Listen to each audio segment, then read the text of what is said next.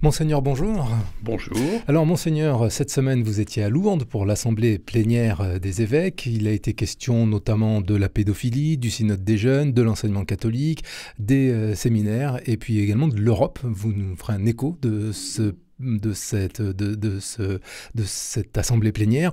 Et puis, dimanche, ce sera le centenaire de l'armistice du 11 novembre 1918. La messe de 9 heures à la cathédrale ouvrira les cérémonies pour ce qui est du moins de la ville d'Angoulême. Alors, Monseigneur, à Lourdes, beaucoup de sujets à l'ordre du jour, même si c'est la pédophilie qui a beaucoup occupé les médias quand même cette semaine. Les médias, mais ce qui ne veut pas dire que ça a été conséquent, certes, dans notre travail, où on a une première, je crois, certains évêques avaient eu l'occasion de rencontrer des victimes d'abus sexuels ou d'autres de pouvoir, et l'idée c'était aussi de les rencontrer en conférence.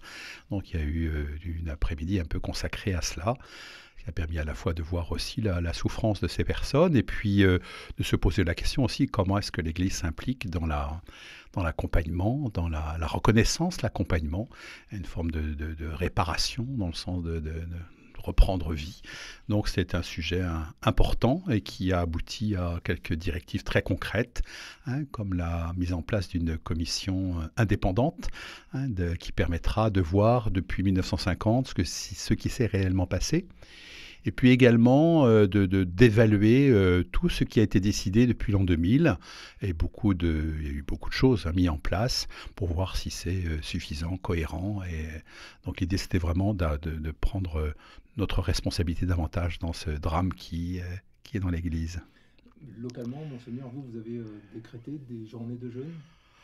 Oui, alors il y a eu la messe là en septembre, suite à la lettre du pape au peuple de Dieu. Et puis après cette messe, on s'est dit que c'était important de ne pas simplement penser qu'on avait tout fait pour prier pour ses intentions. Donc tous les premiers vendredis du mois, il y a, sur l'invitation d'ailleurs du pape, nous on l'a décidé que ce serait le premier vendredi de chaque mois, prière et jeûne. Et d'ailleurs sur le site, vous avez quelques pistes à la fois de prière et pour élargir un petit peu et le sens du jeûne dans ces cas-là. C'est-à-dire qu'on prend au sérieux cette intention et que nous voulons porter dans la prière. Voilà ce que nous avons fait dans notre diocèse. Alors, Monseigneur, cette assemblée plénière des évêques à Lourdes, vous avez également abordé la question du synode des jeunes et de l'enseignement catholique, c'est un peu lié, ça ? Oui, enfin c'est un peu lié, oui, c'est-à-dire cette préoccupation de se dire la transmission de la foi, donc la mission. Je crois que il y a un synode très important qui a été vécu à Rome. Il y avait 4 évêques présents français, et puis un certain nombre de jeunes aussi qui ont participé. Les échos, ils nous les ont donnés pendant presque une demi-journée. Ils ont dit que c'était rafraîchissant. Je ne sais plus quels adjectifs ils ont utilisé également. Rafraîchissant et puis assez intense dans la mesure où il y a vraiment eu une belle assemblée, une belle réflexion, où les jeunes veulent être à la fois je pense que c'était un écho qui a été donné, je crois, par le pape, à la fois, vous êtes, vous, le présent de l'Église, dit-il aux jeunes, et pas simplement l'avenir, vous êtes le présent de l'Église, alors illuminez notre avenir. Ça veut dire qu'il faut que les jeunes prennent leur part dans la vie de l'Église, et pas simplement quand on a besoin d'eux, qu'on veut leur faire une petite place, mais c'est valable aussi dans toutes les paroisses et toutes les communautés. Comment faisons-nous place aux jeunes? Comment annonçons-nous aux jeunes cette bonne nouvelle? Puis alors ça reprend le deuxième sujet que vous m'avez rappelé, à savoir l'enseignement catholique. On a voulu faire le point. Il y a des statuts de l'enseignement catholique qui ont été écrits il y a 5 ans. Donc l'idée, c'était qu'après 5 ans, on puisse évaluer un peu tout ce qui s'était passé. Il y a à la fois une grande satisfaction d'avoir clarifié un peu les structures et le fonctionnement de l'enseignement catholique, et puis aussi cette volonté d'être plus proposant, d'être plus...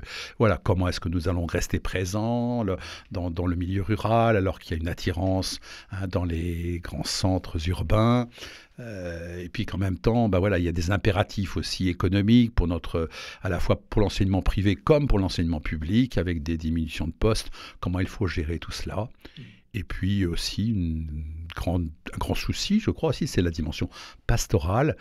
Quel type de propositions sont faites dans l'enseignement catholique pour pouvoir à la fois proposer la foi et avoir des animations qui correspondent. Donc ça doit déboucher, enfin, dans le diocèse on va y penser. Alors on a à la fois fait un petit toilettage des statuts, on a précisé un certain nombre de choses, et puis c'est à revoir maintenant avec l'enseignement catholique du diocèse, pour voir comment justement cet enseignement fait partie intégrante de la vie de notre diocèse, l'enseignement catholique. Un délégué diocésain à l'enseignement catholique, et M. Christophe Grelier, qui... alors on travaille avec les deux autres diocèses voisins, à la fois Charente-Maritime et le Poitou. Donc à la fois il y a ces rencontres que nous faisons et c'est un souci donc partagé. Voilà, donc une réflexion en cours et puis aussi des décisions qu'il faudra prendre, oui. Alors, autre forme d'enseignement, les séminaires, il en a été question aussi pendant cette assemblée plénière. Il en a été question des séminaires. L'actualité, c'est que Rome a écrit une ratio, c'est-à-dire un certain nombre d'éléments d'enseignement qui doivent absolument être présents dans les séminaires. Et ce texte est pour le monde entier. Quand Rome écrit, c'est pour le monde entier. Et puis demande à chaque conférence nationale, donc la France, d'écrire à partir de cette ratio ce qui va concerner davantage la France et comment les mettre en pratique dans la réalité française. Entre un diocèse africain, un diocèse d'Amérique latine ou un diocèse européen, il y a quand même des différences culturelles et il faut pouvoir adapter à ce que nous sommes, c'est cette ratio. Donc c'est une réflexion sur la vie des séminaires. Cette ratio, c'est le document que vous avez apporté ? Non, pas vraiment, non. Mais oui, c'est beaucoup plus épais. Non, mais c'est très intéressant. On voit que c'est à la fois ce souci, ça rejoint peut-être aussi à ce qu'on évoquait en premier, il y a cette nécessité d'avoir une formation humaine également, une formation certes philosophique, théologique, pastorale, mais que soit pris en compte la réalité humaine de chaque candidat. Il y a un discernement nécessaire pour pouvoir avoir de bons prêtres, ce qui est la majorité des acteurs pastoraux et des ministres ordonnés de nos diocèses. N'oublions pas cela, car on a voulu aussi, dans le texte final de notre conférence et de notre assemblée plénière, renouveler cette confiance aux prêtres qui sont nombreux et qui peuvent vraiment faire confiance pour être présents dans la pastorale auprès des jeunes, des vieux et des malades.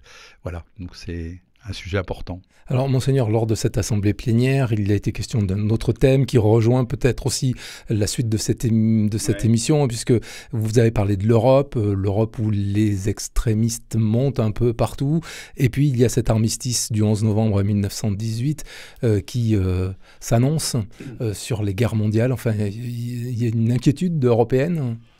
C'est-à-dire qu'il y a une échéance prochaine, ce sont les élections européennes de 2019. Et je crois que l'Église s'interroge également en disant vous avez raison de lier les deux, car si on fait l'armistice de 1918, on n'oublie pas qu'il y a eu, 20 ans plus tard, une autre guerre.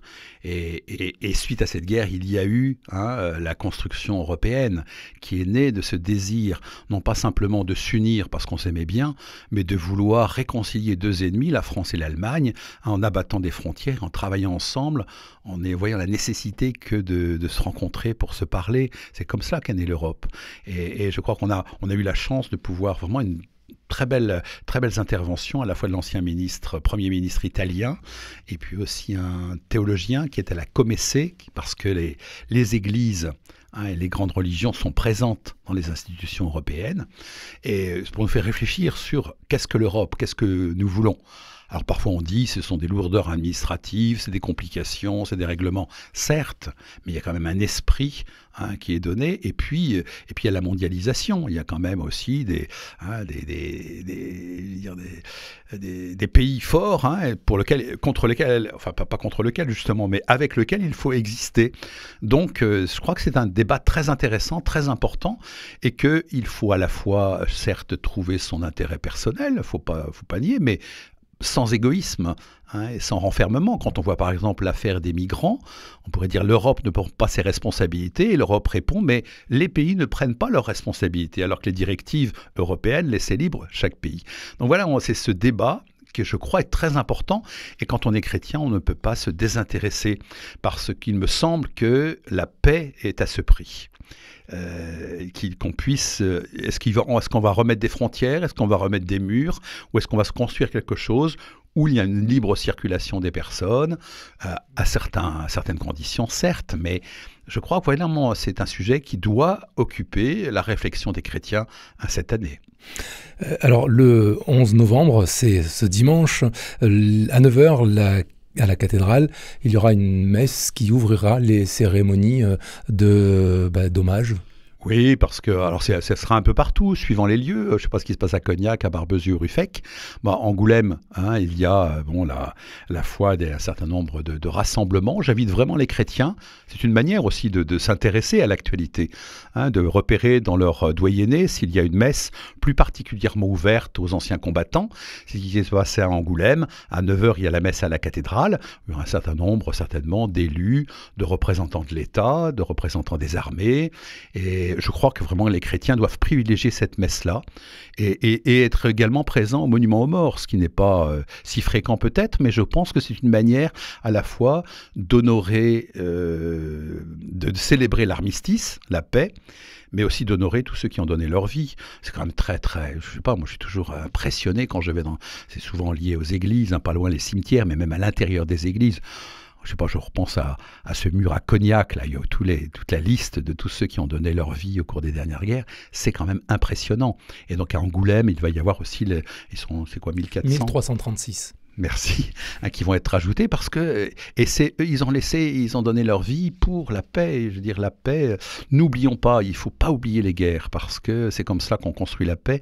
Et il n'y a pas de paix sans justice. Enfin, je crois que c'est vraiment un sujet très important et que les chrétiens doivent être présents là où on célèbre cette volonté de faire la paix. Et pas simplement d'un esprit de victoire. Certes, c'est la victoire de la paix et de la volonté d'habiter avec nos voisins de manière heureuse. Merci, Monseigneur. Monseigneur, pour cette deuxième partie d'émission, vous plus précisément avez invité Marianne Vitry. Bonjour Marianne. Bonjour.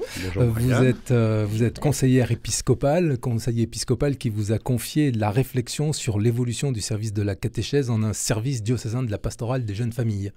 Donc on va pouvoir préciser ce qu'est exactement cette évolution, d'où on va et d'où on vient et où on va.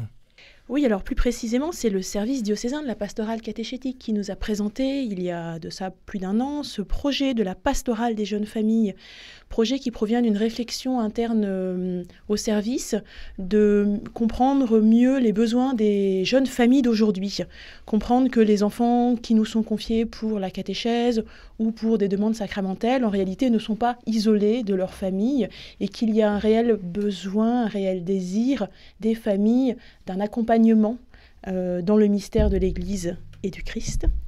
Donc, le service diocésain de la pastorale catéchétique a élaboré tout un projet qui développe l'importance de la catéchèse en famille, c'est-à-dire de proposer l'initiation chrétienne, pas uniquement aux enfants, mais dans un milieu qui intègre les parents, mais aussi les communautés chrétiennes. Et donc, ce projet nous donne l'occasion de réfléchir à tous les liens que nous pouvons tisser entre les services, mais aussi à l'échelon local entre les personnes, dans les communautés, etc., pour mieux accompagner les jeunes familles dans le chemin de l'initiation chrétienne. Donc, lien avec les enfants qui viennent s'inscrire au caté, les parents qui demandent le baptême pour un jeune enfant, les parents qui demandent des fois à se marier, etc., etc. Et l'idée de travailler en synergie avec tous ces acteurs pour l'initiation chrétienne, au service donc des jeunes familles. C'est-à-dire ce qu'on appelle jeunes familles, c'est en fait les parents qui ont des jeunes enfants en âge d'initiation chrétienne, en âge scolaire. Parce que l'idée, c'est que tout part de là, de cette initiation, et qu'elle doit être partagée par tous pour être réelle et efficace. Alors le constat, c'est vrai, c'est de se dire que l'initiation aux seuls enfants, finalement, montre ses limites, dans un contexte où des fois les parents eux-mêmes sont un petit peu éloignés, et que les parents réellement manifestent souvent une véritable soif de redécouvrir eux aussi le Christ à cette occasion-là, et d'accompagner leurs enfants. C'est-à-dire que de plus en plus, on voit dans les paroisses que quand on fait appel aux parents et quand on les invite à rester pour vivre des temps forts en famille, les parents eux-mêmes se remettent en route, refont un temps de chemin à cette occasion-là, à l'occasion d'une demande de baptême pour leur bébé ou à l'occasion d'une inscription au catéchisme pour un de leurs enfants. Et ça montre bien que le Christ s'adresse à tout le monde et que ce mystère de l'Église peut être vécu de façon intergénérationnelle. Ce n'est pas uniquement les enfants c'est également les parents et tout le milieu qui les accompagne. D'où on peut l'idée... dire que je crois que ça concerne un petit peu tout le monde. Donc il y a un service de la catéchèse avec 4 personnes laïques et puis un prêtre, le père Emmanuel Granger. Et c'est à leur demande, mais concernant cette transmission de la foi et aux jeunes générations, ça rejoint un peu ce qu'on disait à propos du synode des jeunes, ça ne peut pas se faire parce que le contexte culturel a changé. Sans l'implication, donc il y a déjà eu de multiples rencontres avec le conseil épiscopal, le conseil pastoral dans son entier. Il y aura déjà une prochaine rencontre avec le conseil presbytéral. Ça concerne tout le monde. Et c'est un sujet qui nous occupe depuis plus d'un an, puisque le service lui-même avait, autour de Colette de Colle, avant qu'elle ne parte, avait déjà réfléchi à ce sujet. Donc on reprend ça avec un souci missionnaire. Oui, un souci missionnaire et un souci de travailler ensemble, comme vous le dites bien, que la pastorale des jeunes familles travaille avec le service de la pastorale liturgique et sacramentelle, avec le service de la pastorale familiale, avec toujours cette idée qu'on peut travailler ensemble, se soutenir et s'épauler au service de l'initiation chrétienne. Donc c'est pour ça qu'à l'issue de cette année de réflexion et toujours à la recherche d'une meilleure coordination, a été élaborée une nouvelle fonction pour laquelle il y a un appel lancé, appel à bénévoles. Donc la mission de coordinateur de la pastorale des jeunes familles. Donc pastorale des jeunes familles qui serait donc le nouveau nom du service, l'ancien service diocésain de la pastorale catéchétique. Donc ce coordinateur aurait justement pour mission, dans le cadre des nouvelles orientations diocésaines, mais aussi en lien avec les anciennes orientations pour ouvrir à la joie de croire en Dieu, qui animait déjà la pastorale catéchétique. Donc ces orientations qui continuent. Oui, ça c'est vieux, c'était en 2010. Oui, ça, mais déjà dedans, on trouve cette idée de travailler en famille à l'initiation chrétienne, mais aussi en lien avec les nouvelles orientations diocésaines, et notamment l'axe missionnaire famille, de veiller justement à la prise en compte et au service de la mission auprès de ces jeunes familles, eh bien, non seulement à l'échelle évidemment des services diocésains, mais bien sûr aussi à l'échelle des doyennés. C'est-à-dire de voir comment localement des relais peuvent s'organiser et comment on peut soutenir les acteurs de l'initiation chrétienne au service de la pastorale des jeunes familles. Et ce coordinateur, vous voulez quelqu'un de nouveau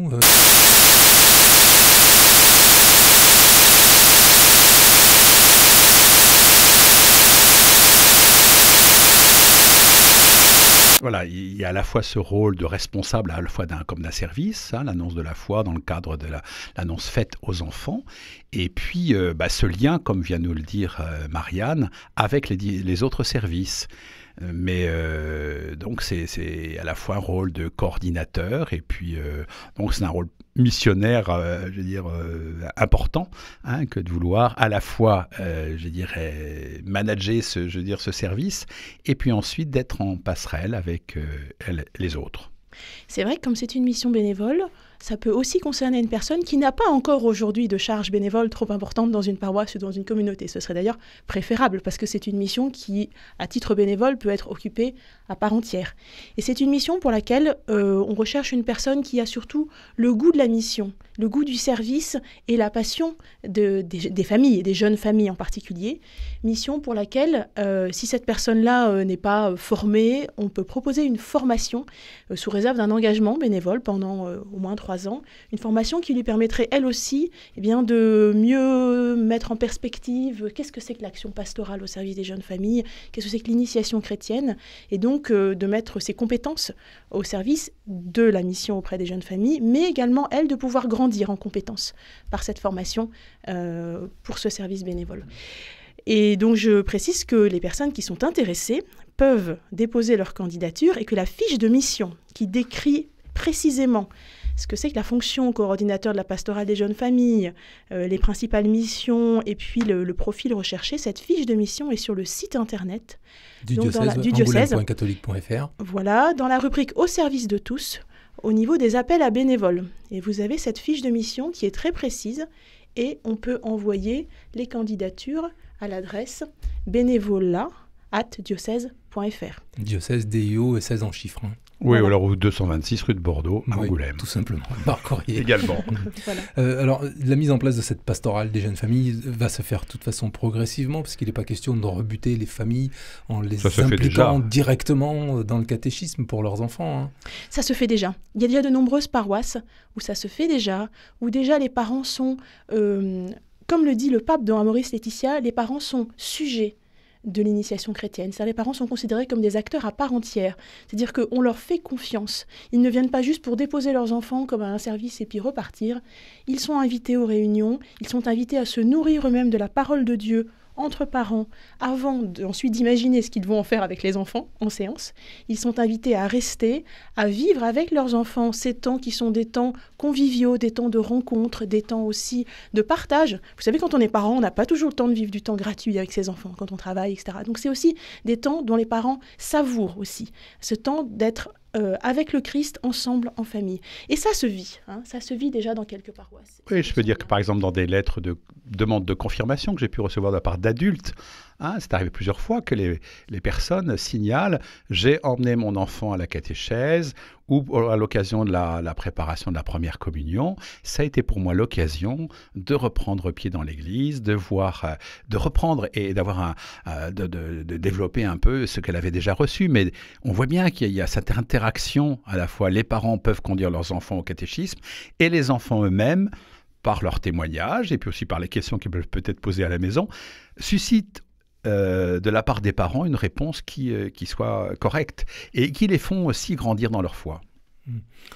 C'est pour ça que une phrase que vous mettez dans votre programme de pastoral des jeunes familles, c'est vivre la communion et témoigner de l'amour, nous soutenir et nous dynamiser, c'est s'entretenir, faire ça ensemble. Oui, la communion, c'est la communion que l'on vit évidemment en le Christ au sein de chaque communauté chrétienne, mais c'est aussi cette communion qui est capable d'appeler, de rassembler tous celles et ceux qui viennent frapper à la porte des communautés chrétiennes, à quel que soit le moment de leur vie, et qui permet aussi à chacun de vivre un chemin avec le Christ, de le rencontrer. Donc c'est une catéchèse qui se veut à tous les âges de la vie, et non pas juste pour les enfants en âge scolaire qui concernent leurs parents. Une catéchèse d'initiation, donc ça veut dire mystagogique, une catéchèse qui se veut entrer dans le mystère du Christ et le découvrir, chacun à sa manière, petits ou grands, pour vivre ensemble une aventure. Parce que vous savez très bien que le meilleur vecteur d'évangélisation des familles, ce sont les familles.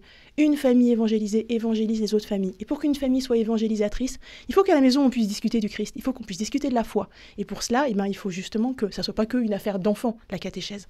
Quand on vit cette expérience avec ses enfants, après à table, les enfants vous posent de drôles de questions et on peut en parler, et on en parle avec les amis, on en parle avec les voisins, avec les copains. Et c'est comme ça que la joie de l'Évangile rayonne dans les communautés. C'est aussi l'affaire de tous, et qu'il faut que tout le monde se sente concerné par cette mission auprès des enfants.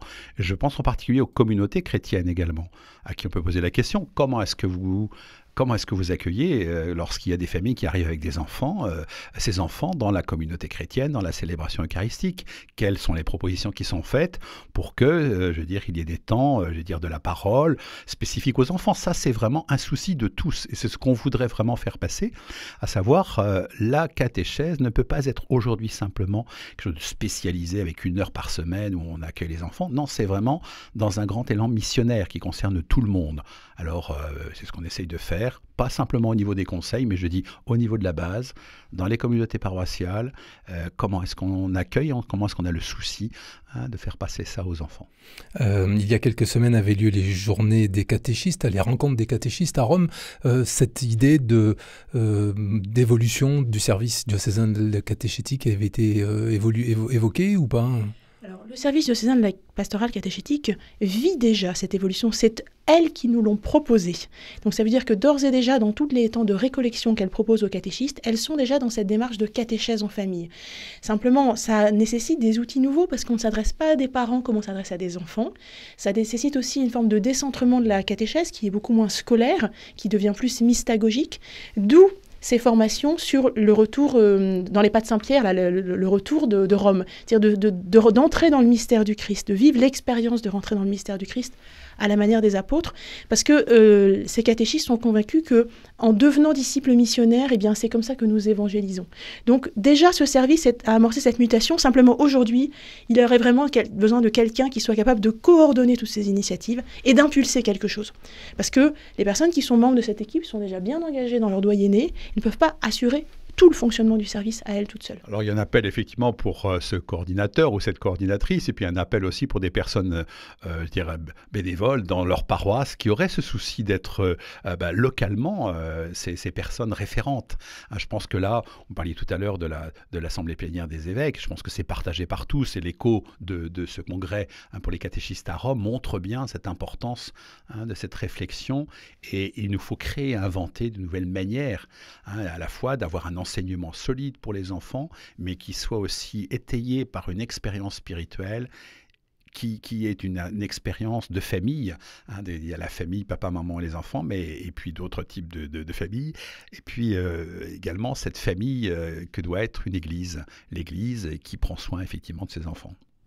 Merci beaucoup, Monseigneur. Merci aussi à vous, Marie-Anne Vitry. Je rappelle que vous êtes membre du Conseil épiscopal quand même, depuis peu, depuis cette année, non Depuis un an déjà. Oui. Et comment se vit cette expérience ?